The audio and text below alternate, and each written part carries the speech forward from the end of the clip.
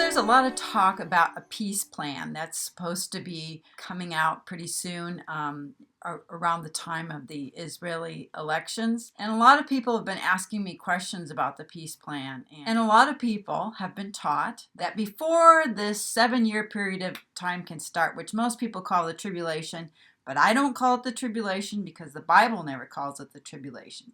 Nevertheless, that 7-year period can't start until a couple of things happen. One is there has to be a peace plan that the Antichrist makes with Israel. And they also usually teach that the rapture has to take place first or right around that same time. Now, where people are getting this, okay, this idea of a peace plan that has to happen at the beginning of the 7 years actually comes from Daniel chapter 9. And I'm going to show you how that interpretation, that is, that there is going to be an Antichrist confirming a covenant, making a peace covenant with Israel, that interpretation is not what Daniel is saying at all. Okay, and I hope I can show you this. I have done a number of videos on this in the past, and I always get a lot of flack for it. Always. People have a very difficult time changing their mind with this or being able to see what's actually happening. And one of the ways I think I can sort of help you along here is to actually look at Daniel 9 as a Bible study. So we're not going to look at it as end time symbolism. We're just going to look at it like it's a Bible study. So you'll remember that Daniel was a person who was carried off into captivity by Nebuchadnezzar. The nation of Judah, the southern kingdom, went into captivity because of their sins. And the prophet Jeremiah had said that Judah would be in captivity for 70 years and then they would be restored. So Daniel is an old guy by this time, and he realizes, after he's been reading the book of Jeremiah, that the 70 years are almost up. And he's concerned that maybe God won't make good on his promise to bring the people back into the land of Israel. So in Daniel 9, what we read is, in the very beginning of this chapter, is a beautiful prayer. And you can take a look at this yourself. I'm just going to give you the highlights of this prayer. That the Jews were carried into Babylon according to what Daniel said about them because, number one, they were rebellious. Okay. Number two, they didn't listen to the prophets who were sent to them. Number three, they were unfaithful to God. And number four, they turned from the laws of God.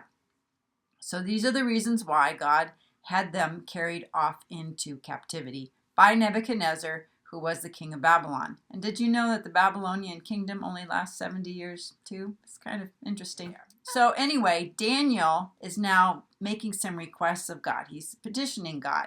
He's asking that God would turn from the anger that he has toward Jerusalem and the temple. He's asking that God would look at the desolations of the city and the temple, and that he would be merciful, that he would forgive the Jews, and that he would restore them. Immediately after Daniel is done praying, Gabriel comes to give him an answer to the prayer, okay? And the answer to the prayer is actually in the form of a prophecy. This prophecy is about the 70 weeks of years that God has for his program for the Jews, for Israel. So this is the context. It's a 70-year captivity of the southern kingdom of Judah that's coming to an end.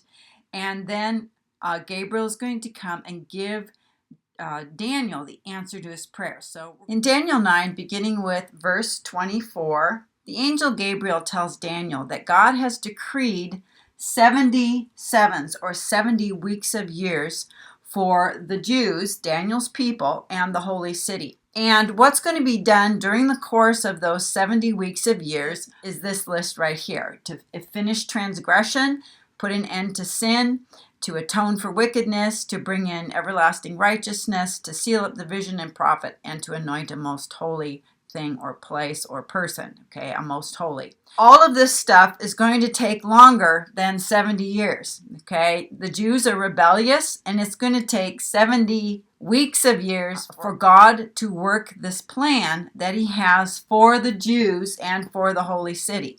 All right, so people who are dispensationalists out there, I hope you understand that this 70 weeks of years is about the Jews and the holy city of Jerusalem. That God has a plan for the Jews and it involves Jerusalem. Just like Jerusalem was destroyed and the temple was destroyed when Nebuchadnezzar came in and carried people off to Babylon and destroyed the city. This prophecy is going to talk about some of the same things that are going to happen all over again. And remember that the 70th week of Daniel is all about this, okay? It's about putting an end to sin and bringing in righteousness, okay? And when it talks about sealing up the vision and prophet, basically it's talking about God putting his stamp on or his seal on the prophecies that have been written in the Bible. So there's a time frame that's associated with this. And it says this: "No one understand from the issuing of a decree to restore and rebuild Jerusalem until the Anointed One, the ruler, comes. There will be 7 sevens and 62 sevens."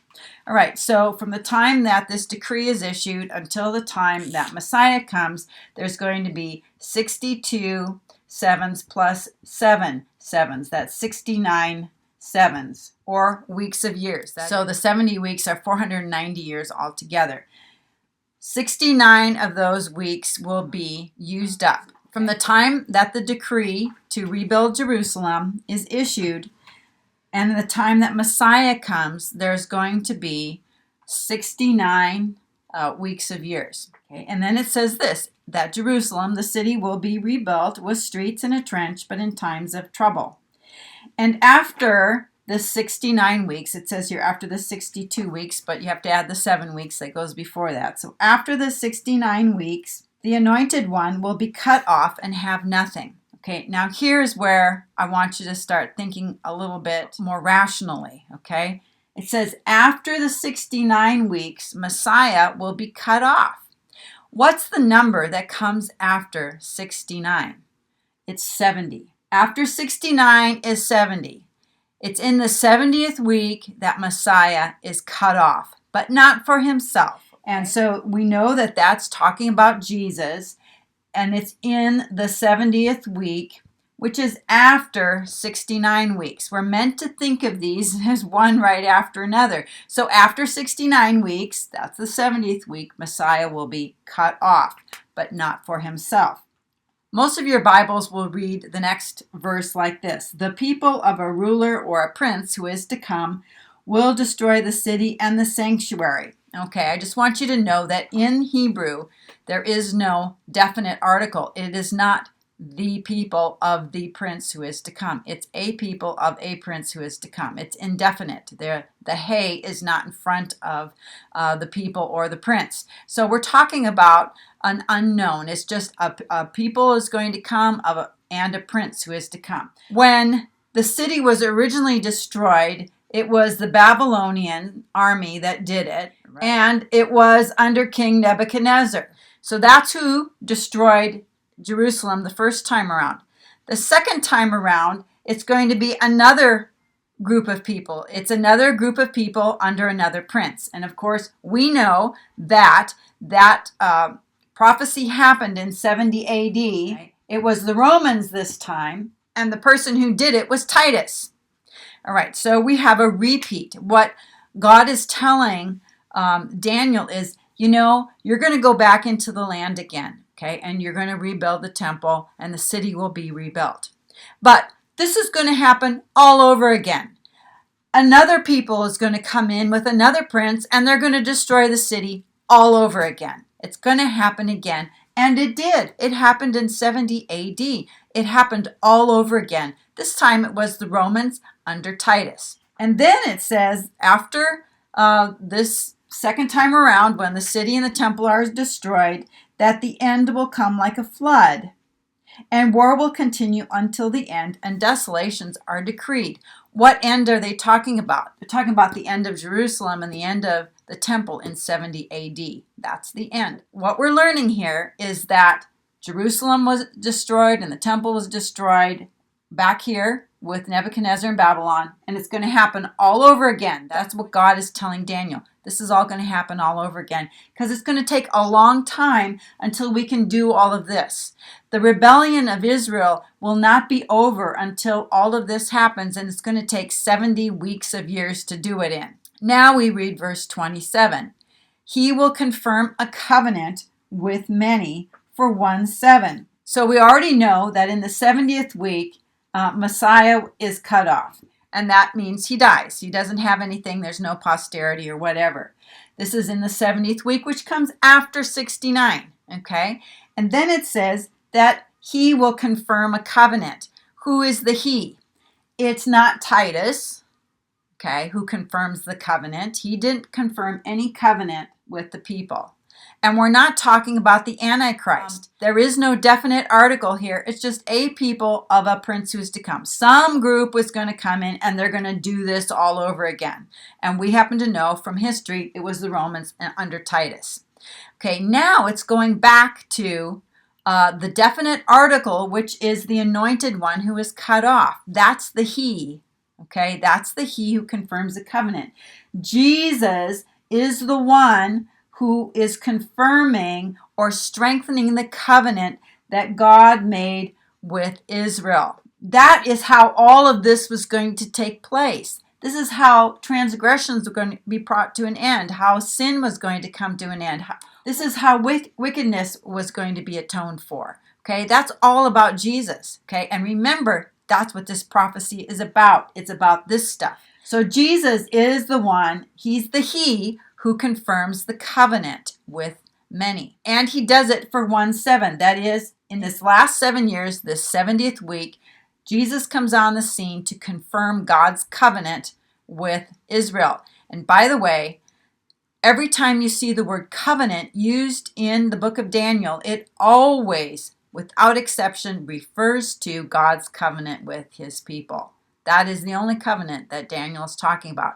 When we get to Isaiah 28, that talks about the covenant with death that Israel makes. Totally different topic, totally different thing. Don't even mix those two up. They're totally different. So Jesus is going to confirm this covenant for 7 years. And then it says, in the midst of the week, he'll put an end to sacrifice and offering. That's exactly what Jesus did. He atoned for wickedness. He put an end to sin through his righteous life.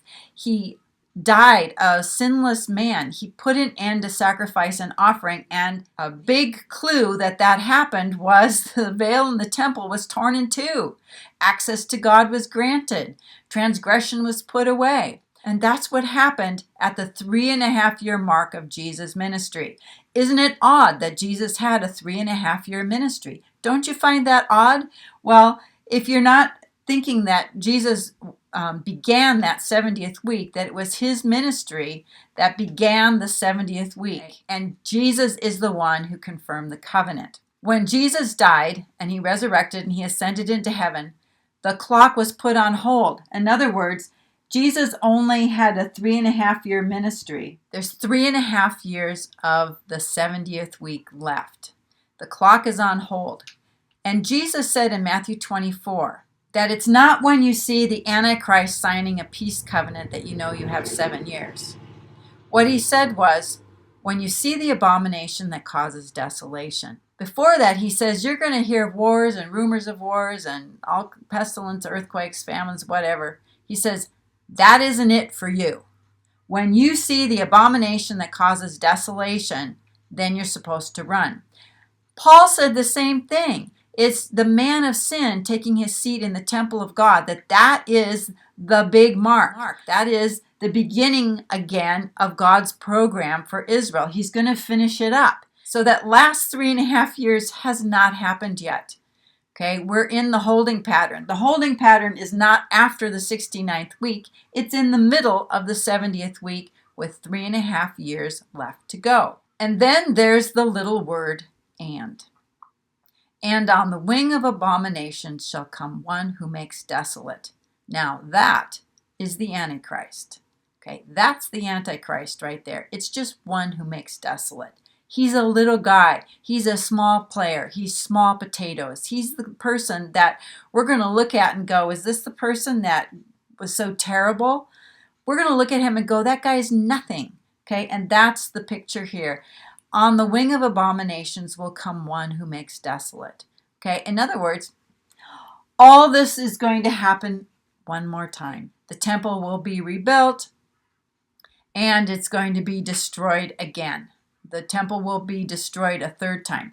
By the way, do you know who destroyed the temple back here? If you look in the book of Ezekiel, you'll know that it really wasn't Nebuchadnezzar. Okay, this was God instigating the destruction of the temple at this time. Nebuchadnezzar was God's tool, and when God told the angel to go through the city and mark those who sigh and groan over the abominations that are committed there, he said, then I want you to go through the city and begin the destruction and start with my sanctuary. God began this destruction here. He authorized the destruction here. We read about Jesus basically saying, oh, Jerusalem, Jerusalem, you kill the prophets, you stone people who are sent to you. I would have gathered you as a hen gathers her chicks, but you would not. Therefore, you're going to be left desolate. And so Jesus said, yeah, everything that's written about here in the prophecy in Daniel is going to happen to you. And the Romans will come in and destroy this city and temple all over again. And in fact, it's going to be so grievous, there won't be one stone left on top of another. So this passage here in Daniel chapter 9 is not talking about the Antichrist. There is no covenant that the Antichrist is going to make with Israel. And certainly no peace covenant. It doesn't say anything about a peace covenant here in verse 27. It doesn't say anything about tribulation. It doesn't say anything that we commonly attach to this verse and then make it mean something that it's not even talking about. This whole chapter is about the coming of Messiah, the putting away of the rebellion and the sin of the Jewish people, that at the end of the 70th week, they will be brought into a right relationship with God and their Messiah. They will see him whom they have pierced, and they will mourn for him like one mourns for an only son. So I know people are not going to like this, okay, because everybody's looking for a 7-year covenant peace plan, whatever. And I'm just going to tell you, that is not here in Daniel. You can't find it anywhere in Scripture. So there you have it. This is the Bible study on Daniel chapter 9 in context, not pulling out one little verse and then making it say a bunch of things that it doesn't really say. So I hope you've enjoyed this video, and I just pray that the eyes of your heart would be enlightened, that the veil would be removed so that you can be able to see what God is really saying in His Word. So we'll see you on another video. Till then, have a blessed day.